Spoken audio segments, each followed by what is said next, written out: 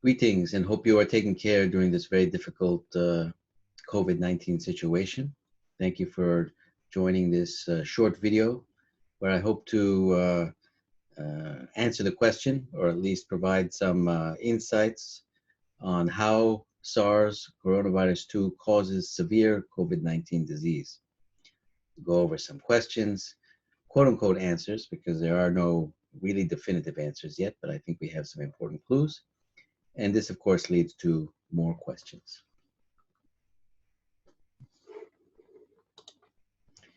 So the first question is, why do older people have more severe COVID-19 disease? But it should be noted that age alone, insofar as it may imply some more weakness or generalized ill health, is not a risk. More specific conditions have a certain risk that we'll talk about. A third question, epidemiologically, is why are men more susceptible to severe COVID-19 disease? And these points are substantiated by Chinese CDC data. You can see here increased age portends a higher risk of fatality, and certain health conditions, cardiovascular, diabetes, respiratory disease, and hypertension, are also highly correlated with increased mortality. And then, as you can see here, male gender is also more susceptible to severe disease and fatality. Now, as I mentioned, it's not ill health in general, but specifically lung disease, pulmonary disease, cardiovascular disease, diabetes, and especially hypertension. What is special about these conditions? So in other words, cancer, kidney disease, liver disease, tumors, etc., are not specifically associated with higher fatality. They may be indirectly, but not as much as these conditions. In fact, the top coronavirus, Dr. Nuhan, had been noted to say that hypertension in particular is a major death risk. And what makes severe COVID-19 disease so dangerous? Why is it fatal? So you can see here an X-ray of actual COVID-19 patient in the intensive care unit. You can see the various wires here. And you see these fluffy opacities, ground glass opacities, as a radiologist call it, covering both lungs. And this is obviously not a normal situation and indicative of very impaired gas exchange, difficulty oxygenation, exchanging carbon dioxide, and mechanical ventilation, oxygen, etc., are required in these conditions.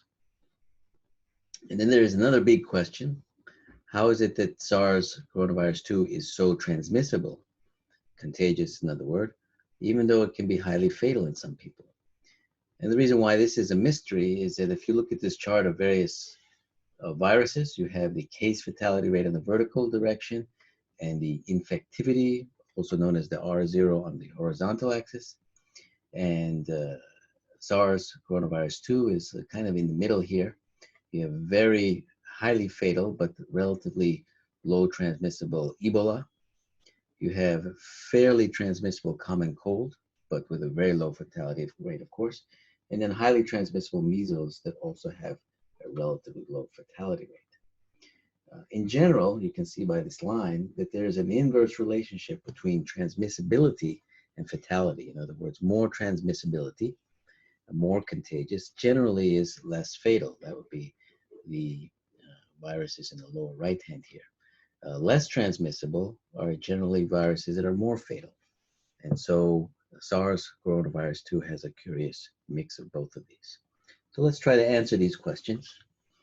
And the framework that we'll explore here is something that's been increasingly understood by various scientists around the world studying this.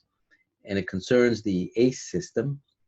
And the ACE system, or angiotensin converting enzyme, are proteins that are found in the lungs and also other parts of the body, but highly prevalent in the lungs. And there are two of them, two of these ACE proteins. One is called ACE1, which has been well known since 1956. And ACE1, it's a complicated story, but basically is involved in increasing blood pressure. So if we have a person with high blood pressure, we inhibit ACE1 with ACE inhibitors, It's a very common medication used to reduce high blood pressure by counteracting or inhibiting ACE1. The second protein, which is less well known, in fact, it was discovered in 2000, is ACE2. And ACE2 is the opposite partner of this ACE1. It actually reduces blood pressure. And again, I'm not going to go through the mechanism of that, but it also has some effect on reducing inflammation, particularly the tail end of inflammation. We have early inflammation or late inflammation, the tail end of inflammation that leads into the repair process.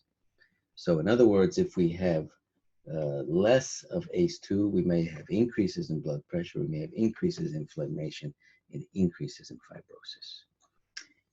This picture shows you the virus, SARS-CoV-2, and its spike protein. And the target of the spike protein is this ACE2 on the surface of lung cells, and as it turns out, other cells as well.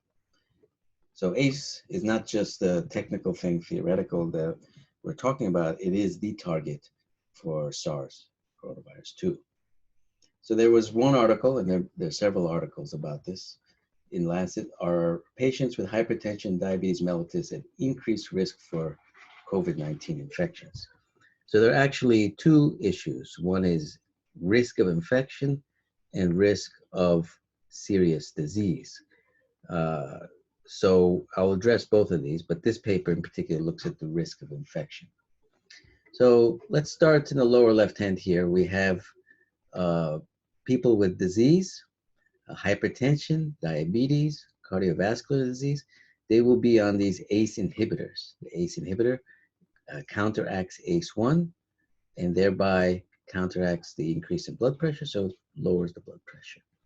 Now, because these are in balance, if you're counteracting the ACE1, the ACE2 in these patients is actually increased.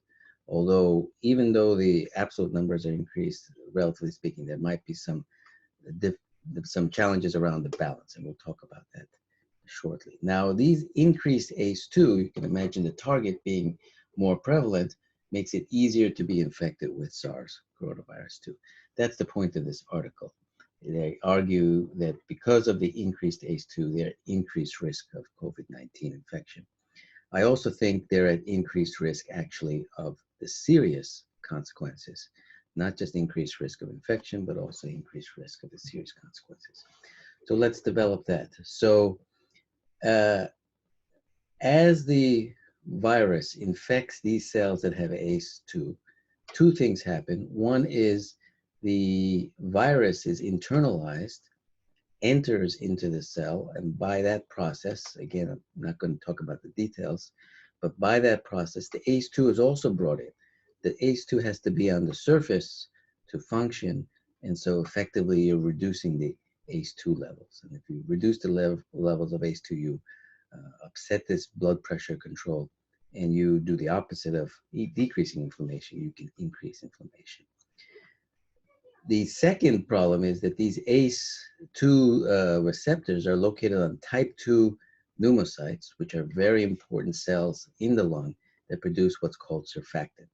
Surfactant is a kind of soap-like substance that keeps the gas exchanging regions of the deeper lungs, called the alveoli, open and able to exchange gas.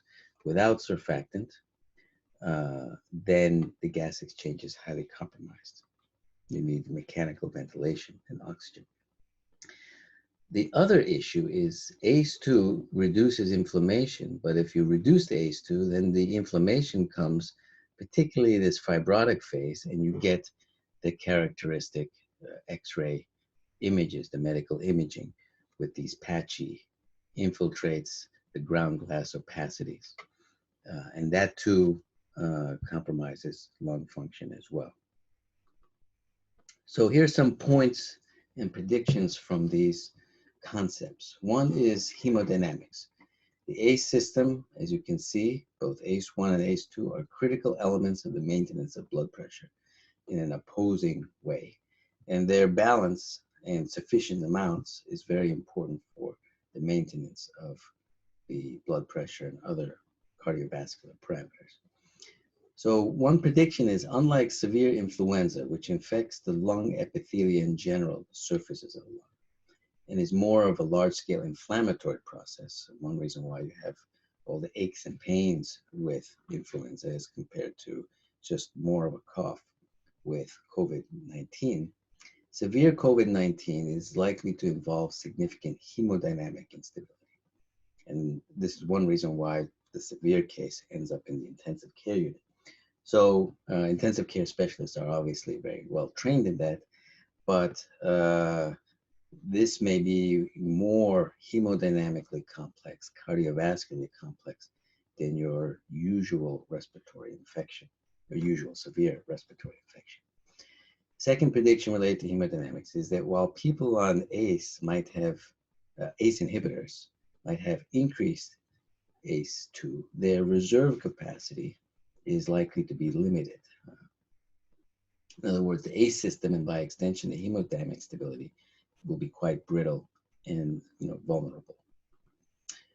Second implication is around the oxygenation issue. So the loss of these surfactant-producing type 2 pneumocytes will result in alveoli collapse and compromising gas exchange. This is actually very well known in infants. So with COVID-19, mostly it's adults, as we know, older adults, but infants, especially preterm neonates, premature neonates, have reduced surfactant production because in fetal development, the surfactants develop quite late. So intensive care specialists treating adults should learn as much as possible from their neonatal colleagues in intensive care on how to manage this. In fact, these neonatal premature infants have severe respiratory distress, but they're not infections. They're focused essentially on the lack of these pneumocytes. And COVID, the SARS coronavirus 2 virus is attacking directly that. And then the third implication is around this whole fibrosis question. So ACE2 decreases inflammation and inhibits the ensuing repair process in the lung. So decreased ACE2 will increase lung fibrosis, perhaps even earlier than the usual pulmonary fibrotic pathologies. So what do we mean by fibrosis? It's kind of a repair process that follows an injury. So the infection happens, you have a repair process, and this repair process usually unfolds over weeks, but we may be seeing that in a more aggressive way in COVID-19. So because this fibrosis also has certain imaging characteristics, chest X-ray and CT imaging of COVID-19 is likely to appear quite different from other forms of respiratory distress syndrome, whether it be influenza, infectious, or so forth.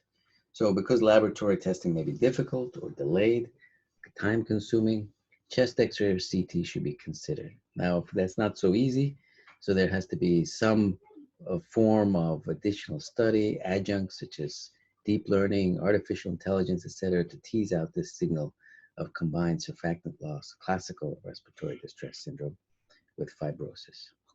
Last prediction, there's been some advice floating around the internet about the importance of a dry cough as a sign of COVID-19 infection, and also the so-called 10-second hold your breath rule. You hold your breath for 10 seconds. If it gets very uncomfortable, unusually uncomfortable, then that might suggest this process going on. So given what has been described here, there may be some validity to these ideas and a useful way to differentiate on a clinical basis for such COVID-19 infection from other similar respiratory conditions. So just to summarize, why do older people have more COVID-19 disease? So it's a little bit tricky. It's not just about, I sense, different ACE levels. ACE levels, ACE2 levels, I should say, go down. ACE levels in general go down with age. So older people have less ACE2, which means that while they may be less easily infected, except in the case with the ACE inhibitors, they are more vulnerable. So they have less reserve. And as their type 2 pneumocytes are killed, their ACE2 levels will further fall. In some young people, obviously, if you lose a lot of these pneumocytes, they will also get in trouble. And of course, older people tend to have more of these conditions that we talked about before. So the vulnerability to the disease is not about some general weakness related to age, but something specific with the hemodynamic balance that's mediated by this ACE system and the lung protection with respect to ACE2 as well. So why is that men are more susceptible to severe COVID-19 disease? So there's been some studies showing that women actually have more ACE2 protein. So this relates to estrogen, and so they have more reserve. So although the positive effect of estrogen on ACE2 might go down with menopause, the higher ACE2 may make it easier to be infected, but make it more resistant to severe disease, and so the death rate will be lower. So what is so special about these specific conditions, lung disease, cardiovascular disease, diabetes, especially hypertension? Again, we're talking about a specific vulnerability with respect to overall cardiovascular function, which compromise this control point, the ACE control point for cardiovascular function. And so if people are suddenly decreased in their ACE2, they can become hemodynamically compromised. So what makes severe COVID-19 disease so dangerous? Why is it so fatal? So there are two things in biology, well, many concepts in biology, of course, but two key concepts: the concept of a critical control point. We saw that with HIV, for example, which infected T4 cells, CD4 cells that were the control point for the immune system, and that's why you had acquired immunodeficiency syndrome, as HIV was killing those key control points. Now, the ACE system, both the positive and the negative, or the increasing or the decreasing of the blood pressure, ACE1 and ACE2 respectively, that's one of these critical control points for the cardiovascular system. And it turns out that, of course, these ACE2 is expressed on these type 2 pneumocytes that are so critical for lung function. And finally, ACE2 is related to lung repair and inflammation, that this SARS coronavirus 2 has picked a very vulnerable point. And not for everybody. As I mentioned, the fatality rate is not high across the board, but under certain circumstances, it is very potent, much like a kind of deja vu when AIDS was first coming out, or HIV was first coming out. People were really shocked how that virus somehow picked a target that was a key vulnerability. And I'm, really afraid to think that this is a similar sort of situation.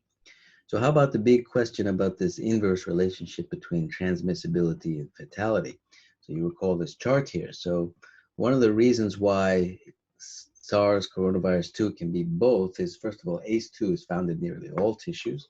This is a chart of many tissues, all the way from kidney, stomach, liver, and of course lung here. And then this is the oral cavity.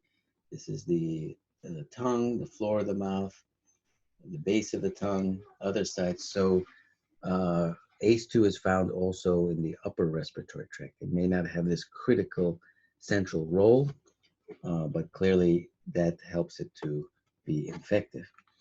ACE2 is abundant in young people and those without cardiovascular pulmonary disease, specifically the ACE2 and ACE inhibitors. So SARS coronavirus 2 achieves both transmissibility through younger people and fatality through these vulnerable individuals.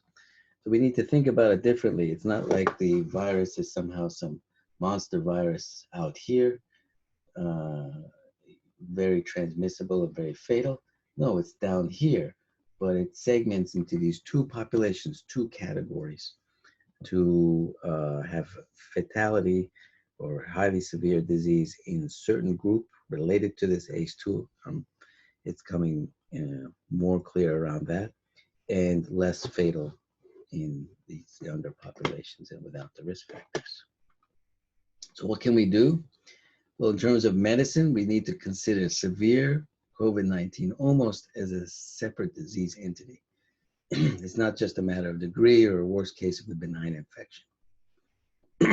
ACE inhibitors and related angiotensin receptor blockers will increase ACE2. We mentioned that. So you kind of pushing down the system and the ACE2 will pop up. That potentially risks increases the risk of infection. So doctors may want to reconsider these for their vulnerable patients and consider using other hypertensives, antihypertensives. That was speculated in the Lancet report. But it's tricky because since ACE inhibitors also upregulate the ACE2, which is protective, as I mentioned, then once someone has severe COVID-19 or leading to severe COVID-19, it may not be advisable to take them off. So this is very tricky, and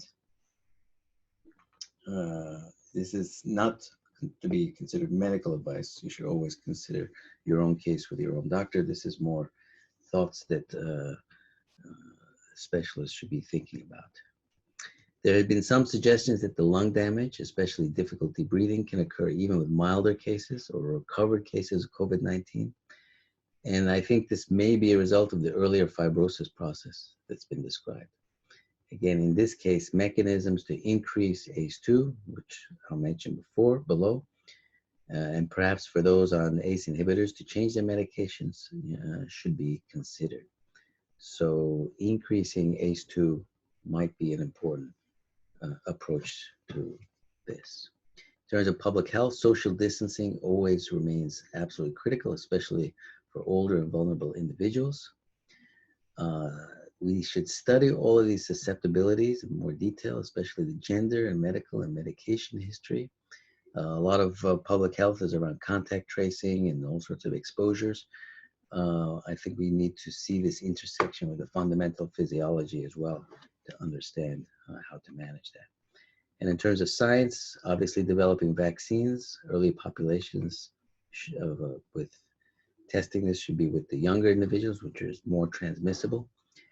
We should learn more about this ACE1 and ACE2 system. As I mentioned, ACE2 has just been recently discovered, less than 20 years. Genomic correlations with ACE polymorphism, genetic variability. So some people may be more susceptible or less susceptible. And we should know that there are actually no cures for viruses. I don't mean to be panicky or anything, but that's just a fact. Viruses are actually not living as opposed to bacteria. So you can't really kill them. I mean, you can destroy them with alcohol wipes and so forth. But effectively, the way viruses are eliminated from the body is from the immune system. So there are antivirals, there are treatments, but not cures. And these treatments slow down the virus so the immune system can clear it. The other treatment for viral infection, of course, is supportive therapy. And clearly, because this virus is affecting such critical functions around cardiovascular health and lung function, this supportive therapy to tide people over is very important. So for this latter, supportive therapy, we need to find ways to support the ACE1, ACE2 control and balance.